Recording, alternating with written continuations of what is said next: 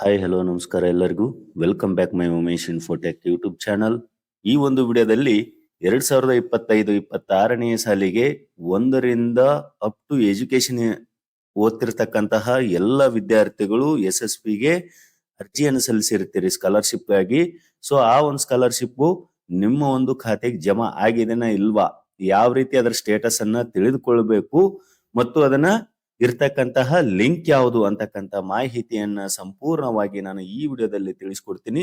ಅದಕ್ಕೂ ಮುಂಚೆ ಯಾರೆಲ್ಲ ಇದೇ ಮೊದಲು ನನ್ನ ಯೂಟ್ಯೂಬ್ ಚಾನೆಲ್ ಅನ್ನು ನೋಡ್ತಾ ಇದ್ರು ದಯವಿಟ್ಟು ಸಬ್ಸ್ಕ್ರೈಬ್ ಮಾಡ್ಕೊಂಡು ಪಕ್ಕದಲ್ಲಿ ಕಾಣುವ ಬೆಲ್ ಬಟನ್ ಮೇಲೆ ಕ್ಲಿಕ್ ಮಾಡಿ ಆಲ್ ಅಂತ ಸೆಲೆಕ್ಟ್ ಮಾಡ್ಕೊಳ್ಳಿ. ಸ್ನೇಹಿತರೆ, ನೀವು ಬಳಸ್ತಕ್ಕಂತಹ ಮೊಬೈಲ್ ಅಲ್ಲಾಗ್ಲಿ ಅಥವಾ ಯಾವ್ದಾದ್ರು PC ಲ್ಯಾಪ್ಟಾಪ್ ಅಲ್ಲಾಗ್ಲಿ ನೀವು ಕ್ರೋಮ್ ಬ್ರೌಸರ್ ಅಲ್ಲಿ SSP ಅಂತೇಳಿ ಹೊಡೆದ್ರೆ ಈ ರೀತಿ ನಿಮ್ಗೊಂದು ಪೇಜ್ ಕಾಣಿಸುತ್ತೆ, ರಾಜ್ಯ ವಿದ್ಯಾರ್ಥಿ ವೇತನ ತಂತ್ರಾಂಶ ಅಂತ. ಅದರ ಕೆಳಗೆ ಇಲ್ಲಿ 2 ಆಪ್ಷನ್ಗಳು ಕಾಣಿಸ್ತಾವೆ. ಇಲ್ಲಿ ನಿಮ್ಗೆ 2025-26ನೇ ಸಾಲಿಗೆ ಮೆಟ್ರಿಕ್ ಪೂರ್ವ ವಿದ್ಯಾರ್ಥಿ ವೇತನಕ್ಕೆ ಅರ್ಜಿ ಸಲ್ಲಿಸಲು ಇಲ್ಲಿ ಕ್ಲಿಕ್ ಮಾಡಿ. ಮೊದಲು SSPಗೆ ಒಂದು ಸ್ಟೇಟಸ್ ಅನ್ನು ಚೆಕ್ ಮಾಡ್ಕೊಳ್ಳಿಕ್ಕೆ ಒಂದು ಸಪರೇಟ್ ಲಾಗಿನ್ ಇತ್ತು. ಸೊ ಅದನ್ನ ತೆಗೆದಿದ್ದಾರೆ, ಇತ್ತೀಚಿನ ದಿನಗಳಲ್ಲಿ ಅದನ್ನ ತೆಗೆದಿದ್ದಾರೆ. ಸೊ ನೀವು ಸ್ಟೇಟಸ್ ಅನ್ನು ಚೆಕ್ ಮಾಡ್ಬೇಕಾದ್ರೆ ಯಾವ ರೀತಿ ಅರ್ಜಿಯನ್ನ ಸಲ್ಲಿಸ್ತಿರೋ ಲಾಗಿನ್ ಆಗಿ ಅದೇ ಲಾಗಿನ್ ಅನ್ನ ನೀವು ಇಲ್ಲಿ ಮಾಡ್ಕೊಳ್ಬೇಕಾಗತ್ತೆ. ಇಲ್ಲಿ ಲಾಗಿನ್ ಒಂದು ಲಿಂಕ್ ಕಾಣುತ್ತಲ್ಲ, ಅದ್ರ ಮೇಲೆ ನೀವು ಇಲ್ಲಿ ಕ್ಲಿಕ್ ಮಾಡ್ಕೊಂಡಾಗ ಈ ರೀತಿ ಒಂದು ಲಾಗಿನ್ ಪೇಜ್ ನಿಮ್ಗೆ ಡಿಸ್ಪ್ಲೇ ಆಗುತ್ತೆ. ಇಲ್ಲಿ ಸ್ಟೂಡೆಂಟ್ ಲಾಗಿನ್ ಅಂತ ಕಾಣುತ್ತೆ. ಇಲ್ಲಿ ನಿಮ್ಮ ಒಂದು SSP ID ಯನ್ನ ಹಾಕೊಳ್ಬೇಕಾಗತ್ತೆ. ನೀವು ಸ್ಯಾಟ್ಸ್ ನಂಬರ್ ಹಾಕಿ ನಂತರ ಅಲ್ಲಿ ನೀವು ಅರ್ಜಿಯನ್ನು ಸಲ್ಲಿಸಿದ ಮೇಲೆ ಒಂದು SSP ID ಬಂದಿರುತ್ತೆ. ಸೊ ಆ SSP ID ಯನ್ನ ಇಲ್ಲಿ ಹಾಕಿ ನೀವೇನ್ ಪಾಸ್ವರ್ಡ್ ಜನರೇಟ್ ಮಾಡ್ಕೊಂಡಿರ್ತಾರೋ ಆ ಒಂದು ಪಾಸ್ವರ್ಡ್ ಅನ್ನ ಇಲ್ಲಿ ಹಾಕೊಂಡು ನಂತರ ಎಂಟರ್ ಕ್ಯಾಪ್ಚಾ ಅಂತ ಕಾಣ್ತಾ ಇದೆಯಲ್ಲ, ಇಲ್ಲಿ ಏನ್ ಕಾಣಿಸ್ತಾ ಇದೆ ಕ್ಯಾಪ್ಚಾ ಆಸ್ ಇಟ್ ಈಸ್ ಅದನ್ನ ಎಂಟರ್ ಮಾಡ್ಕೊಳ್ಬೇಕು. ಇಲ್ಲಿ ಸ್ಟೂಡೆಂಟ್ ಲಾಗಿನ್ ಅಂತ ಕಾಣುತ್ತಲ್ಲ ಅದ್ರ ಮೇಲೆ ಕ್ಲಿಕ್ ಮಾಡ್ರಿ. ಮಾಡ್ಕೊಂಡ ನಂತರ ನೀವು ಈಗಾಗಲೇ ಅರ್ಜಿಯನ್ನು ಸಲ್ಲಿಸಿದ್ರೆ ಇಲ್ಲ ರಿನ್ಯೂವಲ್ ಇದ್ರೆ ಈ ರೀತಿ ಪಾಪ್ ಅಪ್ ಮೆಸೇಜ್ ಬರುತ್ತೆ, you are considered as a renewal student ಅಂತೆ. ಅಂದ್ರೆ ಒಂದು ಸಾರಿ ಅರ್ಜಿಯನ್ನು ಸಲ್ಲಿಸಿದ ನಂತರ 1ರಿಂದ 10ನೇ ತರಗತಿ ವಿದ್ಯಾರ್ಥಿಗಳಿಗಿದು ಒಂದು ಟೈಮ್ ನೀವು ಏನಾದ್ರು ಅರ್ಜಿ ಸಲ್ಲಿಸಿದ್ರೆ ಅಪ್ ಟು SLC ವರೆಗೂ ಕೂಡ ನೀವು ಮತ್ತೆ ಅರ್ಜಿಯನ್ನ ಸಲ್ಲಿಸುವ ಅವಶ್ಯಕತೆ ಇರೋದಿಲ್ಲ. ಆಟೋಮೆಟಿಕ್ ತಾನೇ ಸಿಸ್ಟಮ್ ಜನರೇಟ್ ಆಗುತ್ತೆ. ಸೊ ಅದನ್ನು ಓಕೆ ಅಂತ ಕೊಟ್ಟು ಈ ರೀತಿ SSP ನಿಮ್ಮ ಪ್ರೊಫೈಲ್ ಒಂದು ಓಪನ್ ಆದಾಗ ಇಲ್ಲಿ ಹೋಮ್ ಕಾಣುತ್ತೆ, ಸ್ಟೂಡೆಂಟ್ ಸ್ಟೇಟಸ್ ರಿಪೋರ್ಟ್ ಅಂತ ಕಾಣುತ್ತೆ ಸೆಕೆಂಡ್ ಆಪ್ಷನ್. ಇದ್ರ ಮೇಲೆ ಕ್ಲಿಕ್ ಮಾಡ್ಕೊಂಡ ನಿಮ್ಗೆ ಏನ್ ಬರುತ್ತೆ ಅಂದ್ರೆ ಅಲ್ಲಿ ನೀವು ಸ್ಟೇಟಸ್ ಅನ್ನ ಚೆಕ್ ಮಾಡ್ಕೊಳ್ಬಹುದು, ನಿಮ್ಗೆ ದುಡ್ಡು ಜಮಾ ಆಗಿದೆನಾ ಇಲ್ವಾ ಅಂತ ಇಲ್ಲಿ ಕನ್ಫರ್ಮೇಶನ್ ಸಿಗುತ್ತೆ. ಒಂದ್ ವೇಳೆ ನೀವು ಇನ್ ಕೇಸ್ ನೀವು ಹೊಸ ಅರ್ಜಿಯನ್ನು ಸಲ್ಲಿಸ್ತಾ ಇದ್ರೆ apply for pre matric scholarship ಅಂತ ಕಾಣುತ್ತಲ್ಲ ಅದ್ರ ಮೇಲೆ ಕ್ಲಿಕ್ ಮಾಡ್ಕೊಳ್ಬೇಕು.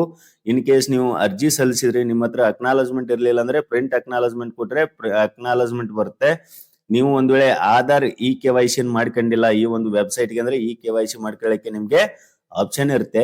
ಅದೇ ರೀತಿಯಾಗಿ ಇಲ್ಲಿ ನೀವು ಪ್ರೊಫೈಲ್ ಮೇಲೆ ಕ್ಲಿಕ್ ಮಾಡಿದಾಗ ಇವಿಷ್ಟು ಆಪ್ಷನ್ಗಳು ನಿಮ್ಗೆ ಬಿಟ್ಟಿದ್ದಾರೆ ಇಲ್ಲಿ. ಅಂದ್ರೆ ನೀವು ಮೊಬೈಲ್ ನಂಬರ್ ಅನ್ನ ಚೇಂಜ್ ಮಾಡ್ಕೊಳ್ಬಹುದು, ಮತ್ತೆ ಸ್ಟೂಡೆಂಟ್ ಜೆಂಡರ್ ಅನ್ನು ಕೂಡ ನೀವು ಇಲ್ಲಿ ಎಡಿಟ್ ಮಾಡಬಹುದು. ಅದೇ ರೀತಿಯಾಗಿ ಆಧಾರ್ ನೇಮ್ ಏನಾದ್ರೂ ಕರೆಕ್ಷನ್ ಗಳಿದ್ದಲ್ಲಿ ನೀವು ಅದನ್ನು ಕೂಡ ಇಲ್ಲಿ ಬೈ OTP ಮೂಲಕ ನೀವು ಚೇಂಜ್ ಅನ್ನ ಮಾಡ್ಕೊಳ್ಬಹುದು. ಸೊ ಇಲ್ಲಿ ಸ್ಟೂಡೆಂಟ್ ಸ್ಟೇಟಸ್ ರಿಪೋರ್ಟ್ ಅಂತ ಕಾಣುತ್ತಲ್ಲ ಅದ್ರ ಮೇಲೆ ಕ್ಲಿಕ್ ಮಾಡ್ಕೊಳ್ಳೋಣ. ಇಲ್ಲಿ ನಂತರ ಮಾಡ್ಕೊಂಡ ನಂತರ ಇಲ್ಲಿ ಎಂಟರ್ ಸ್ಯಾಟ್ಸ್ ID ಆಟೋಮೆಟಿಕ್ ಬಂದಿರುತ್ತೆ, ಯಾಕಂದ್ರೆ ಲಾಗಿನ್ ಆಗಿರುವ ಕಾರಣ ಅಲ್ಲೇ SSP ID ಬಂದ್ಬಿಡುತ್ತೆ. ಸೊ ಇಲ್ಲಿ ಫೈನಾನ್ಸಿಯಲ್ ಇಯರ್ ಅಂತ ಕಾಣುತ್ತಲ್ಲ ಸೆಲೆಕ್ಟ್ ಇಯರ್ ಮೇಲೆ ಕ್ಲಿಕ್ ಮಾಡ್ಕೊಂಡು ನೀವು ಈ ವರ್ಷದ ಒಂದು ಇಯರ್ ಅನ್ನ ಇಲ್ಲಿ ಸೆಲೆಕ್ಟ್ ಮಾಡ್ಕೊಳ್ರಿ 25-26 ಅಂತ. ನಂತರ ಸರ್ಚ್ ಕೊಡ್ರಿ. ಇಲ್ಲಿ ನೀವು ಸರ್ಚ್ ಕೊಟ್ಟ ನಂತರ ನಿಮ್ಗೆ ಈ ರೀತಿ ಡೀಟೇಲ್ಸ್ ಓಪನ್ ಆಗುತ್ತೆ, ಸ್ಟೂಡೆಂಟ್ ಡೀಟೇಲ್ಸ್ ಅಂತ. ಇಲ್ಲಿ ಅಕಾಡೆಮಿಕ್ ಇಯರ್ ನೀವು ನೋಡ್ತಿರ್ಬೋದು 25-26 ಅಂತಿದೆ.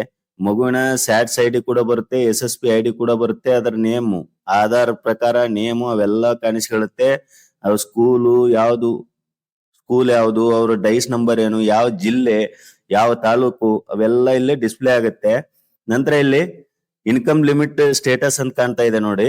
ಇಲ್ಲಿ 1ರಿಂದ 8ನೇ ತರಗತಿ ವಿದ್ಯಾರ್ಥಿಗಳಿಗೆ 6 ಲಕ್ಷದ ಒಳಗೆ ಇರೋದು ವ್ಯಾಲಿಡ್ ಇನ್ಕಮ್, ಅಂದ್ರೆ ಅಷ್ಟ್ರೊಳಗೆ ಇರ್ತಕ್ಕಂತಹ ವಿದ್ಯಾರ್ಥಿಗಳು ಯಾರು ಬೇಕಾದ್ರೂ ಈ ಒಂದು ಸ್ಕಾಲರ್ಶಿಪ್ ಅರ್ಜಿಯನ್ನ ಸಲ್ಲಿಸಬಹುದಾಗಿದೆ.